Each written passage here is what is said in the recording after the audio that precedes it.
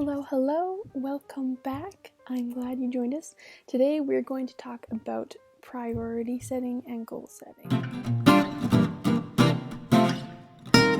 So, one thing that I've always been is a planner, and I love lists. So I like to write everything down and have nice little boxes that I can check off when something is done.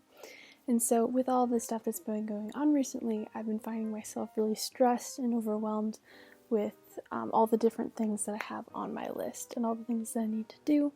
I'm not quite sure what I should be prioritizing and such. So I was talking to my dad about it, and he had a really good suggestion. And he said to prioritize all the things that will benefit me the most right now. And so that's what I did, and let me tell you, it's been so helpful. So what I want to recommend to you guys is that if you're a list maker, try this tip, and if you're not, maybe try it out too and see if it helps you or not. But so basically what I did is I figured out 2 things that would benefit me the most right now, or things that are priority for me right now. So for myself, at this point, it was school, because I need to finish strong so I can graduate at the end of the month, and finances, so putting in hours for work and doing taxes and stuff like that will be generating myself income.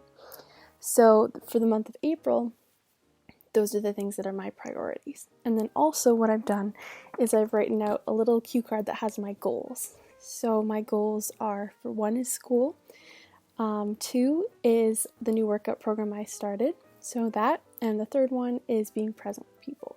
And I have this cue card just like on my journal, so I see it every day and remember, okay, these are the things that I want to focus on right now.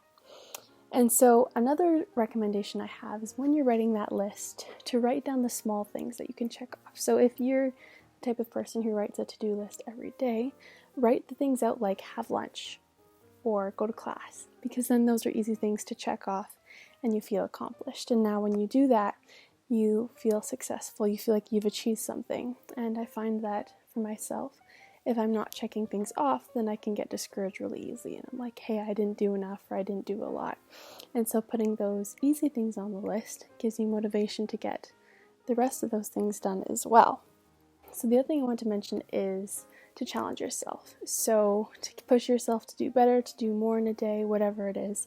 But when you're doing this, make sure you're being realistic too, because if you have unachievable goals, then you'll just get discouraged. So if you have a big goal, write it down into small little steps that you can achieve those, and do it one thing at a time, and then eventually you'll get to where you want to be.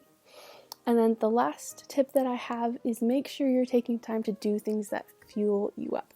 Please, this is so important.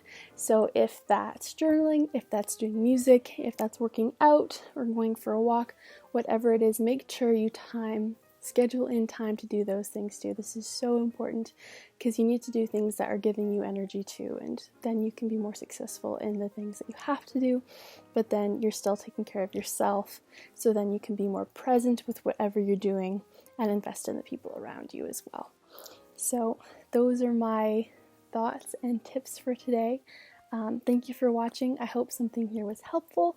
If it was, please let me know. I'd love to hear your feedback. And yeah, keep pushing on, keep hitting your goals and going steady. And yeah, I hope something in there encouraged you.